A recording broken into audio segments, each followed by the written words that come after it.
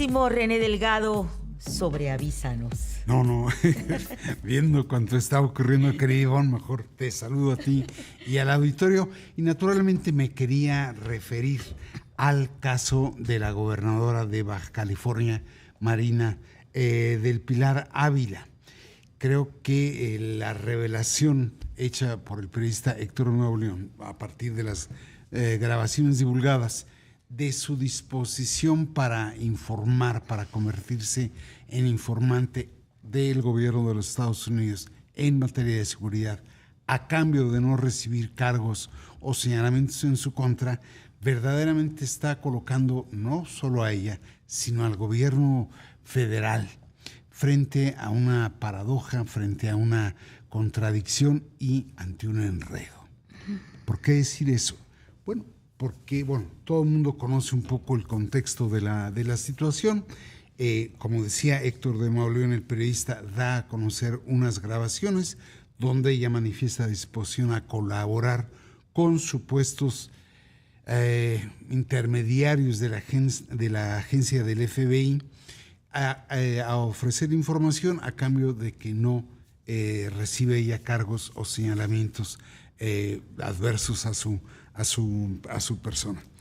Ese hecho verdaderamente ha generado una cascada de reacciones que cuanto más se tratan de minimizar, verdaderamente se convierten ya no en cascada, sino en catarata de problemas. ¿Cuál es la paradoja en la cual se está metiendo el gobierno federal? Bueno, el hecho de que el secretario de Seguridad, una de las figuras más relevantes del gabinete de la presidenta Claudia Sheinbaum, señale que aun cuando la mandataria estatal hubiera ofrecido información de las reuniones del gabinete de seguridad, en realidad no hay mayor problema, porque según él, en las reuniones de los gabinetes de seguridad no se maneja información sensible, sino solo relativa a la incidencia delictiva. Si es verdad lo que dice el secretario de Seguridad, pues entonces no tiene ningún caso las reuniones, al menos en las mañanas como se llevan a cabo, porque ahí no se define, ni se elabora, ni se presenta información estratégica para actuar en contra de la criminalidad. Que era lo que argumentaban los gobernadores en el sexenio pasado, ¿te acuerdas? Cuando se negaban a asistir a esas reuniones, que decían, no, pues si solamente dicen cifras. Si solo es una cuestión estadística y no estratégica, pues lo podrían hacer en horas más sensatas en vez de desmañanarse y andar verdaderamente desmañanados todo el día. Y en ese sentido sí realmente asombra el dicho del secretario de Seguridad Pública Federal. Él dice que del telefonema de la gobernadora de Baja California no se infiere que dé información confidencial, a lo cual agrega que en las mesas de seguridad se identifica la incidencia delictiva diaria, mas no hay una información como tal que tenga un grado de sensibilidad que nos preocupe que fuera compartido con alguna autoridad si es que fuera el caso.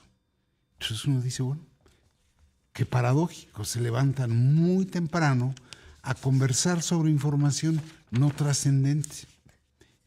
Curioso. Ahora, ¿dónde está la contradicción? La contradicción estriba, Ivonne, en que en el propósito de subrayar cuánto se ha hecho y se hace en materia de seguridad en contra de la criminalidad, es el reverso de eso. No es solo lo que actualmente se ha hecho, sino lo que se dejó de hacer en la administración pasada. Claro. Siendo que en el fondo, tanto el gobierno anterior como el gobierno actual dicen formar parte de un mismo proyecto.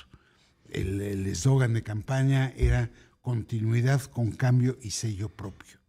Entonces, sí, se puede destacar lo mucho que se hace ahora, pero sin querer, eso deja ver lo poco o lo menos que se hizo durante el sexenio pasado. Y ahí, pues, el que sale bailando es el expresidente López Obrador. Un ejemplo, él negaba la existencia de laboratorios clandestinos para la producción de fentanilo.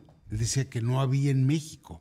El actual gobierno dice haber desmantelado 2.600 laboratorios clandestinos.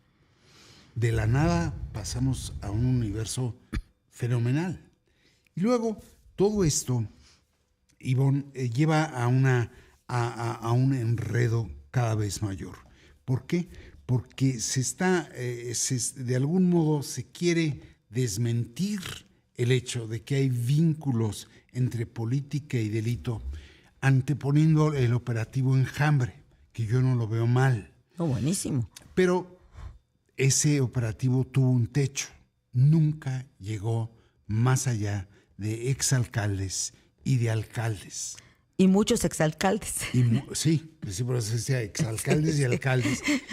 Pero como si la penetración del crimen solo hubiera alcanzado ese nivel, cuando hay indicios en algunos casos, presunciones en otros casos, de gobernadores e incluso de altos funcionarios también involucrados en el asunto. Ahora, ¿cuándo se quiere decir que se combate el vínculo política y delito? Cuando justamente el director de la DEA, en una suerte de actitud protagónica, acusa de una mortífera conexión entre el gobierno y los cárteles. Y dice que el uno y los otros son uno y la misma cosa y que es la prioridad número uno de la DEA. Desde luego, como en todo, es probable que Terry Cole, el director de la DEA, lo diga un poco hacia adentro, el discurso de una agencia que ha venido perdiendo presencia frente a otras agencias de seguridad de los Estados Unidos, pero no deja de ser sintomático que de nuevo están poniendo el dedo en la llaga. En esa medida, sí creo que más allá de presumir la inocencia de esta mujer gobernadora de Baja California, Marina del Pilar Ávila, creo que tendrían que estar clarísimos que en verdad no tiene problemas serios. Y asombra mucho lo que estamos viendo. Y asombra más porque las acusaciones ahora se dan también al interior de lo que se llama la coalición de la Cuarta Transformación, porque es Jaime Bonilla, el exgobernador, comisionado del PT en Baja California, el que dice, está en problemas. Bueno, es el que la señala desde el origen con problemas. Y ahora ella dice que fue él el quien le ofreció tomar contacto con estos supuestos agentes externos del FBI. Y uno dice, qué rara familia es esa. Sí, ¿no? Qué unidad más extraña. Qué unidad más extraña. Y bueno, yo creo que no va a tener un efecto en las elecciones intermedias del año entrante, pero si se está confundiendo dos valores, popularidad con gobernabilidad.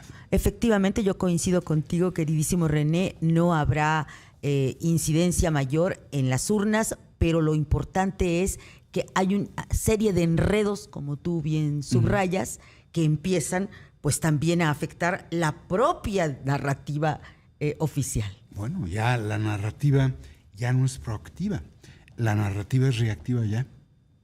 Y ese es el cambio de fondo. Así es. Gracias por acompañarnos. Te leemos mañana en tu sobreaviso, queridísimo René Delgado. Un gusto estar contigo, Ivonne. Un gusto verte.